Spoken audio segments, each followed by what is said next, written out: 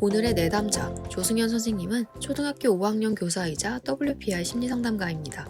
조 선생님 반에 새로 전학 온 아이가 첫날부터 등교를 하지 않는 사건이 일어났어요. 집에 전화를 해봐도 아이가 학교에 가기 싫어한다는 어머님의 대답뿐. 아이가 학교에 나오지 않자 선생님은 가정방문을 시도합니다. 요즘 시대에 가정방문을?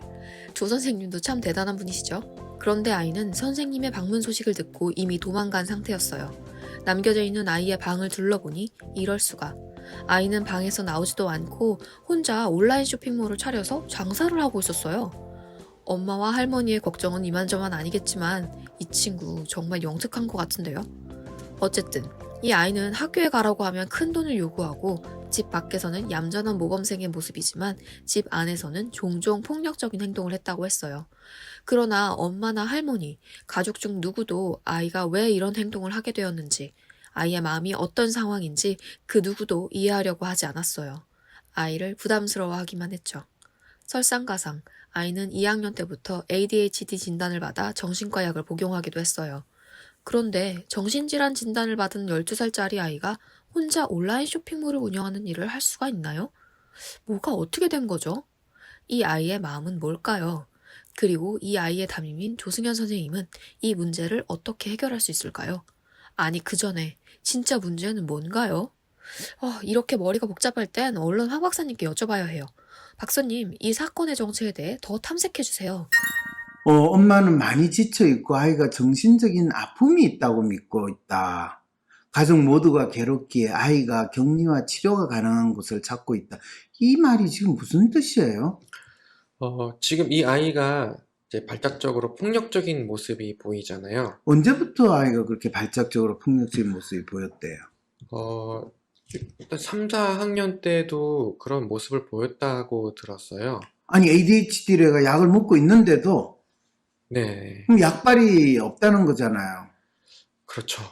그런데도 약을 계속 먹고 있고 그래서 보통 그런 경우에는 정신과에서 이 아이랑 별로 만나보지 않은 상태에서 처방을 내리기도 하고, 또 중간중간에는 증량 또는 감량할 때에도 엄마한테 물어보고 어떻게 지내냐. 그러면 폭력적인 성향이나 뭐 이런 게 강해졌다 그러면 더 먹이고, 아니다 그러면 줄이고 하지 않느냐라고 했더니 그렇다고 하시더라고요. 그러니까 이런 상황인데, 밖에서는 전혀 조용하고 이렇게 지내니까.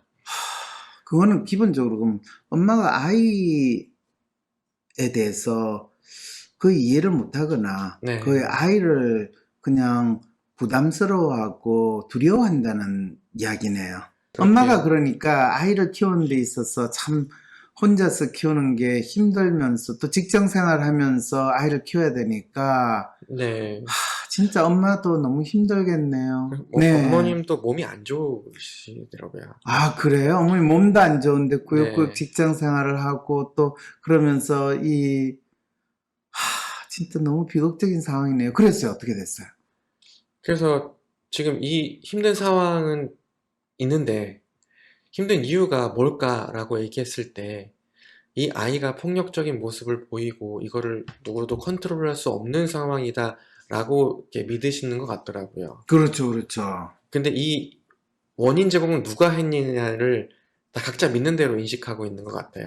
원인 제공을 누가 했느냐를 그러니까 각자가 믿는 대로 인식한다. 어떤 뜻이냐면, 네. 이모는 이 아이를 엄마랑 할머니가 망쳤다고 이야기를 하고, 엄마는 이 아이가 아픈 아이라고 믿고, 정신병 환자. 예, 네. 할머니도 이제 비슷한데 그냥 불쌍해하고 안타까워하는. 그렇죠, 그렇죠. 할머니 입장에서는 이 손자가 얼마나 안타깝겠어요. 근데 중간중간에 이제 하는 발작적인 폭력 하고 행동 할머니 때문에 괴롭히니까 너무 또 괴롭고. 그렇죠. 이건 뭐 알면 할수록 분명해지는 건 담임 선생님이 내 선을 한참 넘었어. 이거 아닌가요? 그런데 제가 안 하면 누가 도와줄 수 있을까 하는 생각이 들었어요. 아무리 생각해도 생각이 안 나요. 가족들이 똘똘 뭉쳐서 통일된 반응을 보여도 부족한데 이 아이를 둘러싼 가족들이 서로 다른 문제인식을 가지고 있어요. 그러면 지금 이 정도 상황 가지고 조승현 선생이 황심소에 나와가지고 도와주세요. 라고 이야기를 할 것 같지는 않은데 뭐가 또 여기에 더 있어요? 사실 이제 지난 금요일에 네. 한 번 더 아이 집에 방문을 했었거든요. 네. 근데 이 아이가 또 도망갈까 봐 이 음. 아이에게 몰래 몰래 이제, 어이, 네, 훌륭하세요. 예. 이 상황에서 핵심은 이 학생이 자신이 처한 상황이 무엇인지 이해하는 거예요. 아이는 모든 부담을 회피하는 전략을 쓰고 있어요. 일단 피하고 보는 거예요. 그런데 피하면 당장은 괜찮은 듯 보이지만 문제는 점점 더 커져요. 그래서 본인이 지금 어떤 상황에 처해 있는지 알아야 하는데 계속 도망가요. 직접 이야기를 할 수 없네요. 답답해요. 회피할수록 자신의 모습은 점점 정신적으로 이상한 아이로 되어가고 있는 걸 모르고 있어요. 그래서 제가 찾아갈 때마다 집 밖으로 도망을 쳤고요. 어떻게 해서든 아이에게 알리고 싶었어요. 그래서 마치 작전하듯 찾아가게 되었어요. 1차 방문. 결석 첫날, 아이가 학교에 안 나오자 찾아갔어요. 제가 온다는 것을 알고 저를 피해 집 밖으로 나갔어요. 그래서 할머니와 엄마와 아이에 대해서 이야기를 나눴죠. 2차 방문. 이때도 학생 몰래 찾아갔어요. 이때도 집 방문 직전에 저를 피해 집 밖으로 나갔어요. 이때도 할머니께 이 학생의 특성을 설명하고 어떻게 지내야 하는지를 설명드렸어요. 아이의 행동을 이해하는 법, 협박 장면에서 돈을 주지 않는 법 등을요. 그런데 창밖으로 제가 집에 있는지 없는지 살피는 모습을 봤어요. 그래서 밖으로 쫓아나갔는데 열심히 뛰어가며 도망쳤어요. 3차 방문. 이제 나눌 장면이 세 번째 방문이에요. 이번에는 꼭 만나야겠다는 마음으로 할머니에게도 비밀로 하고 엄마와만 이야기를 나누고 방문했어요. 그래서 미리 이제 어머님과 할머님께는 이 음. 아이가 눈치가 빠르니 집에 음. 나갈 수 있으니까 제가 불시에 찾아올 수 있다 양해 부탁드린다라고 얘기를 해놓고 그날 찾아갔어요. 근데 아, 네, 이 아이가 방으로 들어가서 문을 걸어 잠그더라고요. 선생님이 왔다는 사실을 알자 아이가 방으로 들어가서 네, 그러면 선생님을 보고 싶지 않다. 네. 선생님이 무섭다. 뭐 이제 이런 정도로 생각을 했다는 거네요. 일단은 저는 불편하거나 이야기하고 싶지 않은 존재는 맞는 것 같은데 저를 어떻게 생각하는지는 잘 모르겠었어요. 뭐 거부하는 반응으로 봐서 네, 불편한 존재고 이야기하고 싶지 않은 존재다라는 건 확인이 됐네요. 네. 그래서 어떻게 했어요? 답답하죠. 이 아이가 자신의 상황을 이해했으면 좋겠는데 저를 도통 만나려고 하지 않아요. 지금은 방 안에 있으니 일방적으로도 들려줄 수 있게 되었어요. 그래서 일단은 밖에서 선생님이 널 도와주러 온 거다. 지금 네가 학교를 안 나오고 계속 이렇게 있는 거 자체가 점점 이 상황은 나빠져 가고 있다. 지금 어떤 뭐 방법이 있으면 알려달라. 네가 어떤 생각이 있다면 아니라면 선생님이 나랑 이야기를 하면서 선생님이 도와주겠다라고 이야기를 했죠. 그렇군요. 그러면 선생님은 그렇게 이야기하면 아이가 어떻게 반응할 거라고 예상을 하고 이야기를 하셨나요? 예상이란요? 아니, 이 상황에서 뭐라도 해야 하니까 말하는 거지. 어떻게 반응할진 모르지만 어떻게든 알리기는 해야 하니까요. 불이야! 뭐 이런 거죠. 근데 지금은 살짝 냄새가 나는 정도로 느끼니 계속 불을 안 끄고 있죠. 조만간 큰 불이 되면 끌 수도 없게 된다는 걸 알리려고요. 이 말을 믿을지 안 믿을지도 모르겠지만 일단 알려야 하잖아요. 뭐를 어떤 알리고 싶으셨어요? 어떤 마음으로 이렇게 찾아오고 다가가는지에 대해서 선생님 어떤 마음으로 지금 찾아오고 다가가고 있는 상황인가요? 저는 이 아이를 문제 아동이라고 보지 않는다. 마음이 너무 아픈 아이로 보고 있다. 이 마음이 아픈 부분을 이 아이, 얘야, 나는 너를 문제로 보지 않아. 너가 마음이 아픈 아이지. 그래, 문 열고 내하고 이야기를 하면 너 마음 아픈 게 풀어질 거야. 이런 이야기를 했다는 말인가요? 풀어질 거야. 뭐 비슷한 이야기긴 한데 선생님이랑 이야기하면서 하나씩 하나씩 알아가자. 뭘 알아가요, 선생님? 아프네요. 살살 좀 알려주시면 얼마나 좋을까요? 저를 피할 이유가 없다는 것을 알리고 싶었어요. 나 위험한 사람 아니야. 나는 가족들과 다르게 너를 보고 있단다. 문을 열고 나와서 이야기하자. 이런 이야기예요. 황 박사님이 물어본 질문은 제가 어떤 마음으로 무슨 이야기를 하고 싶었는가? 이 이야기를 아이가 어떻게 들었을까? 이거예요. 하지만 이것을 방문 당시에도 상담을 받는 지금도 분명히 하지 못했다는 것을 제 대답을 통해 알겠네요. 그래서 아이의 빙의를 해서 질문을 하시네요. 황 박사님께 상담받으신 분들은 알 거예요. 잘 모르겠는데 계속해서 물어보실 때의 그 당황스러움과 잘 생각이 안 나는데도 계속 고민하게 되는 그 고통이요. 그런데 이 과정이 정말 필요하다는 것을 알겠으니 계속 생각해야 돼요. 그리고 이 질문에 대한 답은 제 마음에서 찾을 수 있어요. 이 아이가 겪고 있는 이 상황이랑 마음에 대해서요. 이 아이의 마음. 왜냐하면 선생님이 제가 무슨 상황이고 무슨 마음이 있는지 그걸 왜 알아야 돼요? 지금 엄마도 이 아이의 마음을 이해하기 어렵고 할머니도 이제 어려워하는 상황이고 제가 이제 앞에 나왔던 엄마와 할머니의 인식은 이 아이가 했던 문제 행동이나 겉으로 보여진 모습에 가깝지 왜 이렇게 할까? 이 아이의 마음은 뭘까라는 걸 듣기 어려웠거든요. 선생님이 참 아이의 마음을 알고 싶다는 거는 저도 충분히 이해가 되는데, 선생님이 아이의 마음을 알고 또 읽고 또 그 아이하고 마음이 통하고 싶다라는 마음을 너무 어렵게 표현을 하세요. 아, 지금 선생님을 피해가지고 자기 방 안에 들어간 애를 어쨌든 선생님은 걔가 놀래거나 당하지 않고 문을 열고 나와서 선생님하고 대화를 하는 상황을 바라시는 거잖아요. 네네네. 그럼 그 아이는 그 상황에서 어떤 문제로 가지고 걱정을 하고 있을까요? 그 부분은 불편하다까지는 알겠는데 어떤 걸 걱정하는지는 사실 잘 모르겠습니다. 그렇군요. 네. 그 말은 그 아이가 선생님을 피하고 도망간 거에 대해서 선생님은 그냥 나를 불편하니까 도망갔구나 라까지만 생각을 했다는 거네요. 그렇죠. 왜냐면 저랑 만나서 이야기하면 학교를 가야 될 것 같은 상상도 했을 것 같고 그렇죠, 그렇죠. 이 이 아이는 학교를 갈 이유가 없다고 믿어요. 그리고 엄청 가기 싫어하고요. 그런데 제가 학교 선생님으로 왔으니 저와 대화를 하면 학교를 가는 쪽으로 되겠구나 싶었을 거예요. 아이에게 저는 가기 싫은 학교를 억지로 가게 하는 사람이었고요. 이 생각으로는 절대로 저와 이야기를 시작하지 않을 거예요. 그럼 저는 아이에게 어떤 사람으로 보이면 이야기를 할 수 있을까요? 그 방법은 뭘까요? 그렇죠. 그럼 그거를 그 아이한테 확인을 해봤어요?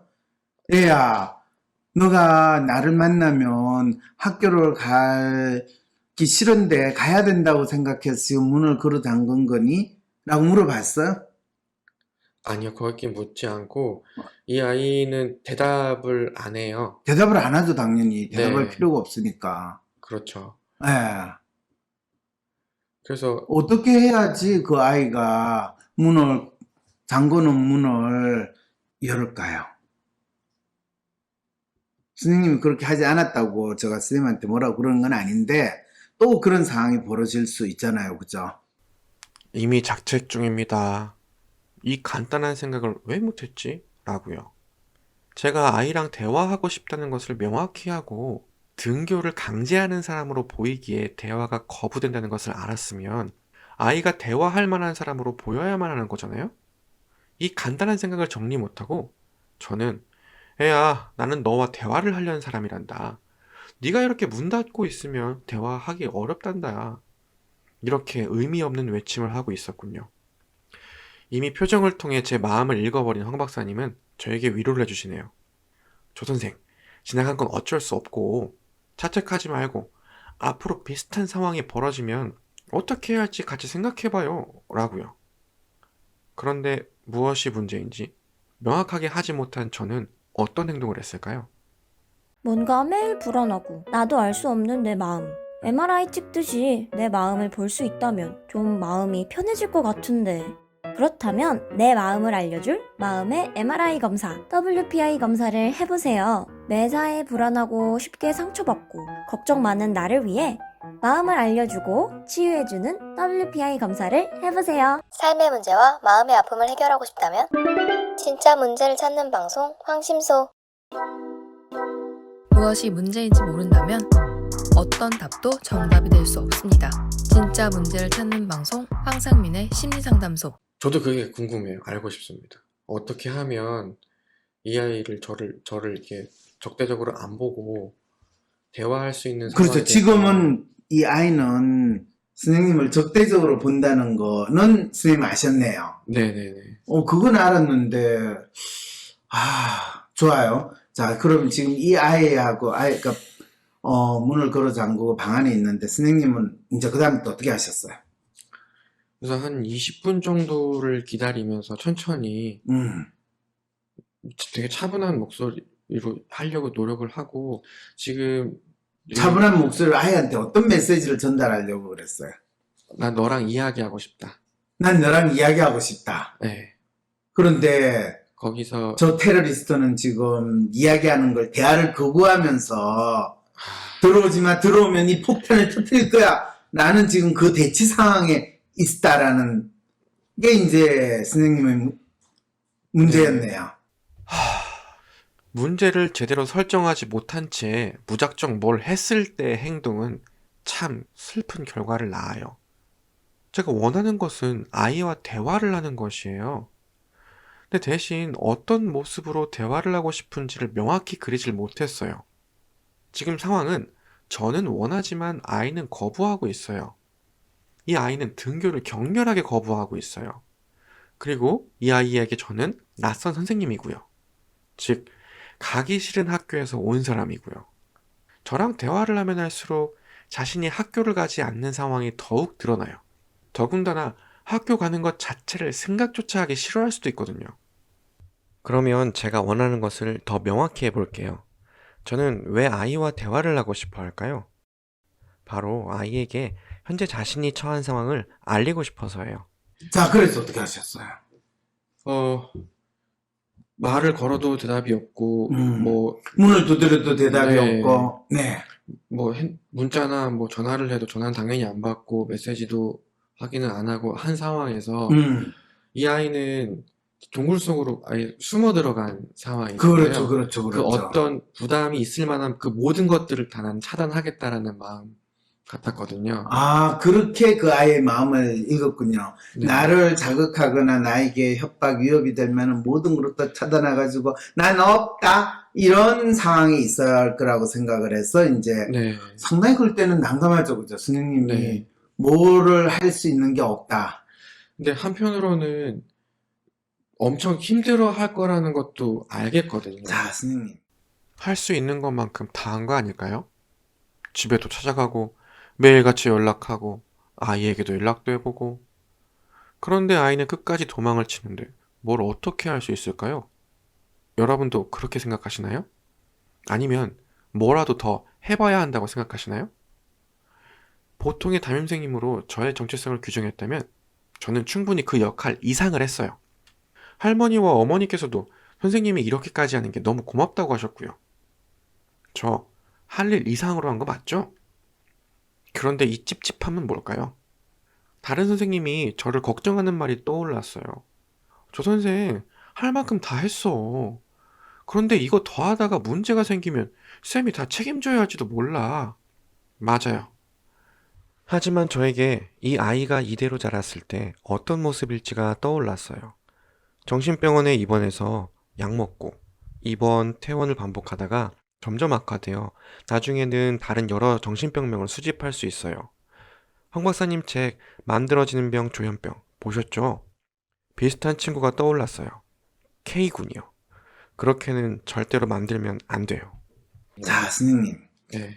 스님님이 그 아이의 마음을 나름대로 참 잘 읽으신 것 같은데 그 상황에서 이 아이한테 나오라고 하라는 여러 가지 조치를 다 취했잖아요. 그죠? 네. 근데 아이는 조금 더 반응이 없었죠. 네. 그럴 때 어떻게 하면 아이가 조금이라도 반응을 할 수 있을까? 나는 부분, 아이하고 직접 지금 대화 소통 채널을 하려고 하니까 안 되는 거잖아요. 그렇죠. 그럼 아이하고 그 집에서 대화나 소통을 하는 사람은 주로 누구래요? 할머니죠. 할머니죠. 엄마도 있었나요? 어머니는 그때 안 계셨고요. 아, 어머니는 없었고. 그럼 할머니하고 선생님은 대화를 했나요? 네네네. 주로 어떤 이야기를 했나요? 그러니까 할머니도 아이 보고 문을 열어라, 선생님 찾아오셨다. 그런데 네. 아이는 할머니 이야기도 안 듣고 있었죠. 네네네. 그런데 그 밖에서 할머니하고 선생님하고 이야기를 나누면 아이는 안에서 다 듣고 있을까요? 그게 소리가 안 들릴까요? 듣고 있을 거예요. 듣고 있을 거죠. 문 앞에서 계속 기다리고 있는 제 행동에서 저의 믿음을 발견할 수 있네요. 저의 믿음은 꼭 얼굴을 보고 이야기를 해야 한다고요. 꼭 그럴 만한 이유가 있을까요? 이 아이는 문만 안 열었을 뿐이지 다 듣고 있었어요. 그리고 어떤 상황인지 계속 집중도 하고 있었고요. 아직까지도 이 아이는 저를 등교를 강요하러 온 사람으로만 인식하고 있네요. 그래서 자신의 마음을 말보다는 항의의 표시로 드러내기 시작했어요. 다음에 네, 어떻게 했냐면 네. 문 사이로 일단 방에 있던 생수 같은 거를 문틈 사이로 흘려보내더라고요.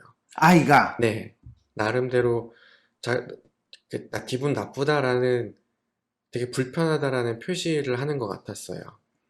불편하다는 표시를 물을 흘려보내서 영화에서 드라마에서 보긴 했네요. 거기에 이 기름을 흘려보내가 들어오면 여차하면 내가 성냥불을 해서 다 태운다 오지마, 이거를 지금 기름은 없으니까 물이라도 했다는 지금 이 상상이 되네요. 네, 문틈 사이로 물이 먼저 흘러나오는데 처음에 이건 무슨 상황이지 싶었어요.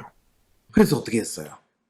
그래서 할머니는 되게 저한테 미안해 하시고 당황해 하시면서 물을 이렇게 땄길래, 할머니 닦았어요. 물을 이렇게 닦았어요. 선생님 죄송하다고 하길래, 저 죄송하지 말라고, 네. 지금 이 아이가 여기 안에서 저 찾아온 게 불편할 거라고, 그렇죠. 좀 아이도 들었으면 하는 마음에. 예, 아이를 들었으면 한 마음이 네. 좋아요. 그래서 아이가 저가 여기 찾아서 엄청 불편하고 놀래서 들어간 것 같다. 네네. 자, 그래서 아이가 들었으면 하는 마음에 제가 현재 아이의 불편한 마음을 알고 있다는 것을 들려주고 싶었어요.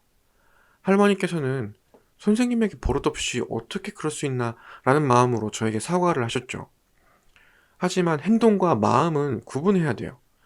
행동 자체가 아니라 행동 속에 담겨있는 그 사람의 마음은 무엇일까를 생각하면서 탐색하는 것이 마음 읽기의 시작이에요.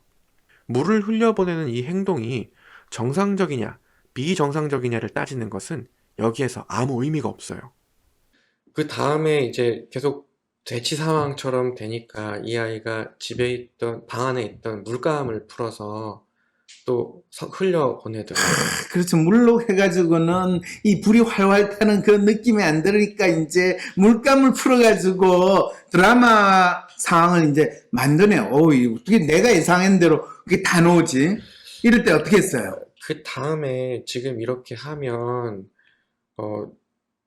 네가 지금 너 스스로 괴로운 상황이다. 지금 나를 공격하는 것처럼 느낄 수도 있는데 선생님 지금 계속 너랑 얘기하고 싶어질 뿐이다. 진짜 선생님은 계속 이성적으로 아이를 참 잘 대하셨군요. 근데 계속 그러니까 이 아이가 이제 저기 작은 목소리로 저한테 이제 욕을 섞어가면서 욕을 섞어가면서 너만 가면 된다. 너만 가면 된다. 그러면서 이제 이야기를 계속 하는 상황이었어요. 그 다음에 이야기가 어떻게 진행이 됐어요? 그래서 이렇게라도 이야기하면 다행이다 싶어서 욕하고 싶으면 욕해도 된다. 왜 욕을 하는 애 보고 욕하고 싶으면 욕을 해도 된다고 그랬어요? 아니 뭐라도 표현하는 게 저는 이게 참 안타깝네요. 지금 선생님은 인질범하고 이 테러리스트하고 지금 대치 상황이잖아요. 네. 설마요. 아이가 욕을 한다고 계속 욕을 하라고 얘기했겠어요? 참 안타깝네요. 차분하고 침착하게 하려고 했으나 이 상황이 어떤 구도로 변했는지 파악하기 어려웠네요. 선생님 입장에서는 담임교사와 학생 구도로 생각하고 싶겠지만 마치 선생님은 경찰, 학생은 셀프 인직을 하는 범인 구도가 되었어요. 이 구도 안에서는 처음에 기대했던 대화는 당연히 어렵겠죠? 지금 문제가 무엇인지 놓친 상황이에요. 선생님이 지금 테러 대책반 반장으로 있는데 저기 이 테러리스트가 선생님한테 욕하면 너 빨리 꺼져! 그러면 그래 네 욕하고 싶은데 계속 욕해! 아, 그게 아니고 대신 이제 이야기는 하고 싶다라는 건 메시지를 계속 전했죠. 그러니까 그 전까지는 아무런 반응을 안 보이다가 이 아이가 욕을 시작하는 상황이었잖아요. 그 아이가 아무 반응을 안 보이다가 욕을 하는 상황은 왜 일어났을까요? 그러게요. 그러게요. 그러게요. 문을 걸어 잠그고 자기가 할 일 하면 알아서 갈 텐데 이 아이는 왜 욕을 하기 시작했을까요? 어떻게 하면 이 아이와 대화를 할까를 고민했지 이 아이의 행동에 담긴 의미는 뭘까를 파악하기 어려웠어요. 이 아이는 왜 욕을 하기 시작했을까요? 그런데 선생님은 뭐라도 표현하기 시작하고 반응을 보이는 것 자체에만 집중했어요. 자, 그런 네. 경우에 간단해요. 그런 경우에는 선생님이 할머니랑 이야기를 했기 때문에 그런 거예요. 그리고 할머니가 이 아이에 대해서 이야기를 선생님한테 하고 했기 때문에 그런 거예요. 그 상황에서 선생님은 이 할머니한테 아이에 대해서 계속 물어야 돼요. 그 방문 밖에서 할머니가 물 닦으려면 그거 닦지 말라고 하고 그 얘기는 네. 네, 할머니 이 누구누구 손자 누구누구 그동안 키우시느라고 힘드셨죠? 어떠세요? 학교를 이렇게 안 나갈 때는 할머니가 너무너무 더 힘드시지 않으세요? 그리고 그 아이에 대해서 궁금한 걸 다 물어보면 할머니는 있는 대로 없는 대로 다 이야기할 거 아니에요. 네네, 그렇죠. 그럼 그 안에서 아이가 그걸 듣고 있으면 아이는 어떤 마음이 들까요? 어떤 마음이 들까요? 이 아이는 자신이 집에서 어떻게 지내는지에 대해 다른 누군가가 아는 것을 싫어한 거예요. 자신이 어떤 모습으로 사는지에 대해서 할머니가 저에게 이야기를 하니까 그것이 불편하다는 표현을 한 거예요. 다른 누구에게 보이기 싫은 자신의 모습을 할머니가 이야기를 해주니까요. 그래서 저 선생님은 어떤 사람인가? 이 상황 뭐지? 등 혼란스럽기도 했을 거예요. 근데 이 아이 입장에선 제가 얼마나 황당한 사람이겠어요. 여태껏 잘 지내고 있는데 저 사람이 오고 나서 황당한 일들이 벌어지고 있어. 아니 신기하게 할머니는 왜 저 사람 말을 잘 듣지? 이제 어떻게 되는 거지? 이야기를 해야 하나? 또 할머니가 손자한테 뭐 손자에 대해서 좋게도 이야기하겠지만 그동안 일어났던 거를 이래저래 다 이야기할 거 아니에요. 뭐 어쩌고저쩌고 할아버지가 그때 했는데 할아버지마저 돌아가시고 이런 스토리를 쭉 다 이야기하면 안에서 듣고 있는 아이 입장에서는 어떤 느낌이 들까요? 할머니가 얘기 그만해줬으면 하는 마음도 있을 것 같기도 하고. 그렇죠. 왜 저기까지 다 이야기하지? 그렇죠. 근데 이 선생님이 할머니를 어떻게 대하느냐에 따라서 아이는 참을 수 없어 문을 열고 그만하란 말이야! 이 드라마 영화에 잘 나와 이런 거. 선생님이 이 테러리스트와 이 대치하는 상황에서 어떻게 테러리스트를 자극하고 그 마음을 움직이는가에 대한 이거를 봤으면 또 그 상황에서 대응을 했는데 선생님은 워낙 또 이 참 아이하고 내가 마음을 읽어야 되고 아이하고 소통해야 된다는 이 마음이 너무 강하다 보니까 내가 너를 나쁘게 보려는 것도 아니고 실제로 사실 아이 입장에는 자기가 학교를 안 갔다고 해서 담임선생이 찾아온다. 이건 뭐지? 그쵸. 어쩌면 조성현 선생님이 진짜 보통 담임과는 너무나 다른 특별한 사람이라는 걸 보여줄 수 있는 절호의 기회가 그 할머니부터 이제 일단 조성현 선생님이 상담을 하고 할머니의 마음을 공감해주고 위로해주는 이 모드로 들어갔으면 마음이 너무 아프네요. 이 아이가 어떻게 생각했을까라고 상상해 보니까 기다렸거든요. 아이가 네. 문을 열어주기를. 네. 근데 이렇게 점점 더 이제 물감 이렇게 흘려보내는 것이 그렇죠, 더 그렇죠. 심해져서 그게 일종의 나에게 관심을 가져줘 하면서 자해 행동하듯이 물감을 흘리고 하는 거를 더 심하게 했다는 건데, 예, 이럴 때 삼국지에 보면 있잖아요. 이 장비가 장판교 앞에서 아무렇지도 않은 듯이 할머니랑 아무렇지도 않은 듯이 앉아가지고 이야기를 노닥노닥. 나는 또 이 조선생 얼마나 그런 거 잘하세요. 그러게요. 이해가 되시나요? 겉으로는 격렬하게 저리 가! 라고 하지만 한편으로는 저에게 관심을 가져주세요 라는 마음이요. 제가 이 아이 마음에 관심을 가지면 이 두 가지 마음이 작동을 하는 거예요.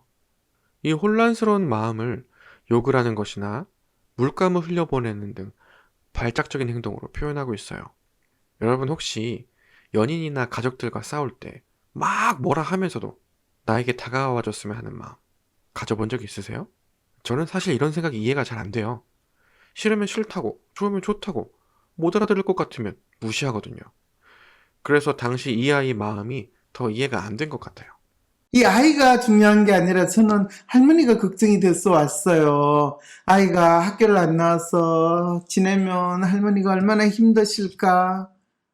그리고 이전 선생님한테 들어봤더니 아이가 참 조용하고 착하고 공부도 잘하는 아이라는 생각이 들어서 저는 얘를 만나기를 참 학수고대했는데 할머니가 이렇게 어려운 상황에 있으셨다니 아, 어떻게 저를 피하려고 할까요?